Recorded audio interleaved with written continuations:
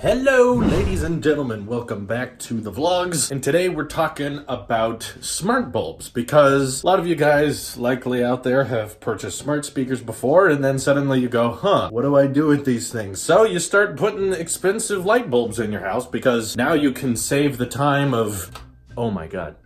That took so much time. Oh my god, I'm wasting so much time in my day flipping switches. Now, thankfully, you don't have to worry about that. You just have to create a TP-Link account, create a LifeFix account. Remember that email, remember that password, prepare to get your inbox full of new deals on smart bulbs. And then you can simply call out to Siri or Google and have the lights change whatever you want them to, or simply program a simple schedule in which they will change lighting depending on the time. Oh my god, is this really better for anything? Anyways, it's cool because that's what we do in the 21st century. We attach Wi-Fi chips to things and then we control them with our voice, and that makes it neat. Anyways, I've kind of had a smart light system that's been lighting my videos. So for those of you who don't know, when I want to record a tech video, I can just call out to my tiny little Google Home Mini and say tech or gaming, and the lights, whether it be that light, which lights my face, or whether it be this light, which changes the color of the background against this white wall, these will turn on. Usually that one turns blue or red because that's the only colored one I have. Whereas this one is just a basic light. It just turns kind of a yellowish color and that's about it. But the non-color ones are much, much cheaper, and smart bulbs on their own are already pretty expensive. So I didn't want to go too over the top with the multiple colors thing. But there's one problem with some of these bulbs. These are made by a company called TP-Link, which does a pretty good job. If you're looking for smart bulbs to pair up with your Alexa device or your Google Assistant, these will get the job done. But we here support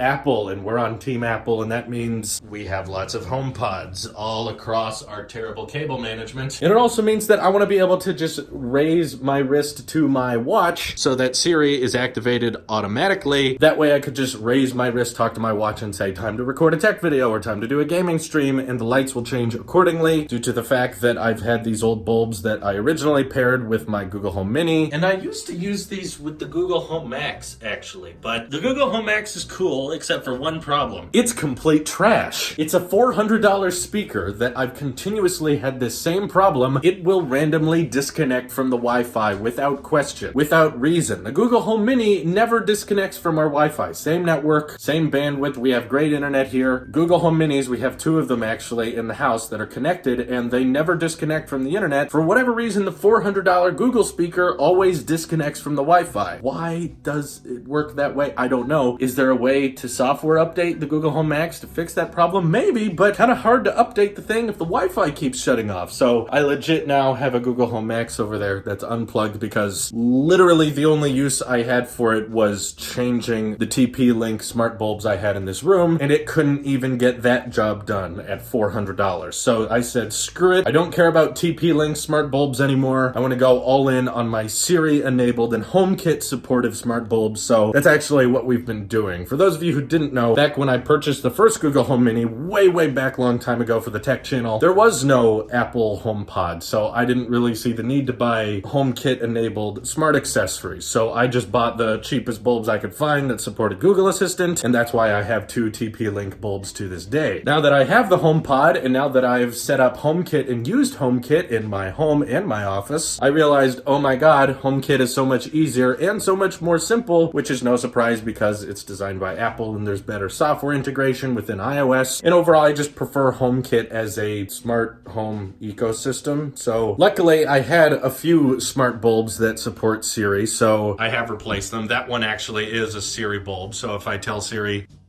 turn on the lights, and then both of them turn on. There's one out there that also turns on. This will just turn on all of them, but I rarely use this command anyway. But I did not, however, have a Siri-compatible colorful bulb for the background of my videos, which I need in order to say, time to record a tech video when calling out to Siri, or time to do a gaming stream. In fact, the lumens on this one is quite low. So today, we're unboxing and checking out the LifeFix, which does work with actually all three of the digital assistants. Maybe it doesn't work with Bixby. Darn. I know you guys were bummed out about that, but this is actually a quite larger bulb that can change to whatever color you can think of. And I did buy it used, so the packaging is a little ripped up, but they said the product was fine, and given this isn't a product with a display or anything, like, it's not an iPhone, it's not an iPad, so I don't really care if it's used. The product usually goes for like $60, but this one used was like $35, and given I'm going to attach this bulb right there and leave it there and never look at it really, then yeah, I don't care if it's used or anything, because as far as I can tell, condition of the bulb itself appears to be fine. But all my other Siri enabled bulbs are also made by this company LifeFix, which I actually like a lot because their smart bulbs aren't as expensive as the Philips Hue bulbs, which is typically the go-to if you're going to put smart bulbs in your house, like the ones you find on Apple stores. They just want you to buy the Philips bulbs, but they're so expensive and they require a hub. You have to plug in this thing to your router in order to get them to work, and the LifeFix bulbs do not require a hub, which I like. You can just kind of set them up, plug them in, and boom, as long as you've got the LifeFix account and everything set up, just like you would a TP-Link bulb, you can typically set them up fairly simply. So I've had very good experience with the LifeFix bulbs in the past. They're very bright. This bulb, as you can tell just by sheer size, is much bigger than this bulb, and the lumens is much higher on this one. So hopefully the background color of my videos will pop a little bit more, and luckily I'll be able to use Siri with them now. So I'll just get this set up real quick and then I'll get back to you guys.